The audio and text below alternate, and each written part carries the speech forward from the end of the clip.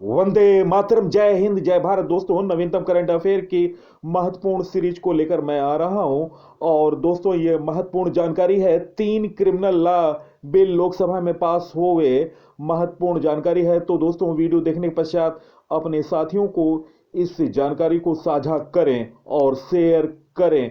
Question: संसद के शीतकालीन सत्र 20 दिसंबर 2023 में आपराधिक कानून संशोधन से जुड़े कितने बिल पास हुए? गाइस, इस प्रश्न का सही उत्तर ऑप्शन डी, उपयुक्त सभी। भारतीय न्याय संहिता 2023, भारतीय नागरिक सुरक्षा संहिता 2023, भारतीय साक्ष्य बिल 2023।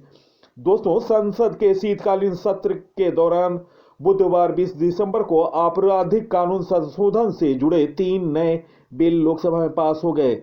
दोस्तों, मोदी सरकार सीआरपीसी आईपीसी की जगह भारतीय न्याय संहिता बिल 2023, भारतीय नागरिक सुरक्षा संहिता 2023 और भारतीय साक्ष्य बिल 2023 लेकर आई है। लोकसभा में गृह मंत्री अमित शाह ने कहा, मोदी सरकार अंग्रेजों के जमाने के कानूनों में बदलाव कर रही है। गृह मंत्री ने आपराधिक न्याय प्रणाली से संबंधित 3 नए विधेयकों पर लोकसभा में चर्चा करते समय जवाब देते हुए कहा, नए कानून व्यक्ति की स्वतंत्रता, मानव के अधिकार और सबके साथ समान व्यवहार के 3 सिद्धांतों के आधार पर बनाए जा रहे हैं। आजादी के बाद पहली बार अपराध न्याय प्रणाली से जुड़े 3 कानूनों का मानवीकरण होगा। गृह मंत्री ने कहा, मॉब लिंचिंग घृणित अपराध है और नए कानून में इस अपराध में फांसी की सजा का प्रावधान है। उन्होंने कहा कि मैंने तीनों विधेयकों को गहनता से पढ़ा है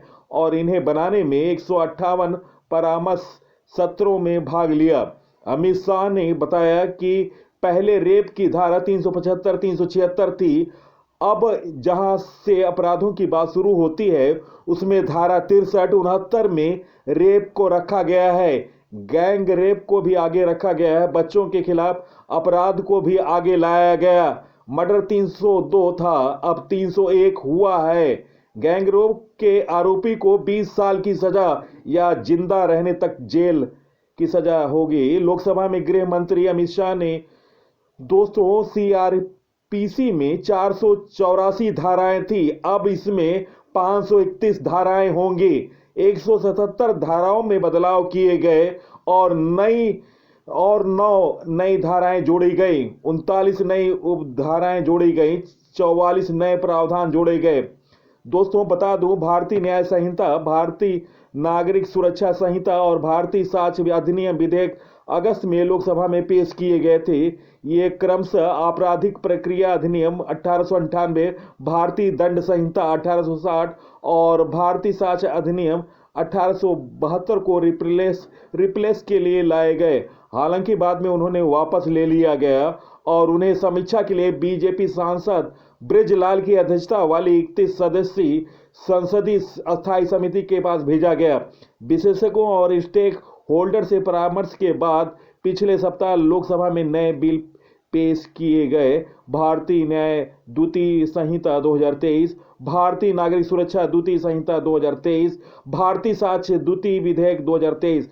सरकार ने दावा कि आपराधिक कानून से जुड़े यह 3 बिल जन केंद्रित हैं और उनका मुख्य उद्देश्य नागरिकों के संवैधानिक, मानवीय और व्यक्तिगत अधिकारों की रक्षा करना है। गृह मंत्री शाह ने यह कहा कि ब्रिटिश शासन के दौरान लाए गए कानूनों के विपरीत इन 3 बिल का उद्देश्य सजा देने के बजाय न्याय देना है। पिछले हफ्ते में ये बिल पेश किए गए थे, तब कांग्रेस के फ्लोर लीडर अधीर रंजन चौधरी ने सरकार से 3 बिलों को एक संयुक्त चयन समिति को भेजने के लिए कहा था, लेकिन गृह मंत्री अमित शाह ने इनसे इनकार कर दिया था और इस बात पर जोर दिया था ऐसे करने की कोई आवश्यकता नहीं है, क्योंकि गृह मामलों की संसदीय अस्थायी समिति ने उसकी समीक्षा की है।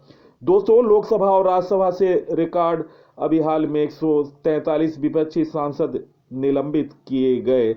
महत्वपूर्ण जानकारी मैंने आपको दी और आपको यह वीडियो महत्वपूर्ण जानकारियों से अगर ओतप्रोत लगा है तो आप इस वीडियो को शेयर करें सोशल साइटों और स्टडी ग्रुपों पर। इसी के साथ मैं इस अंक से विदा ले रहा हूं। अगले अंक में आपसे मुलाकात होगी, तब तक के लिए नमस्कार, वंदे मातरम, जय हिंद, जय भारत।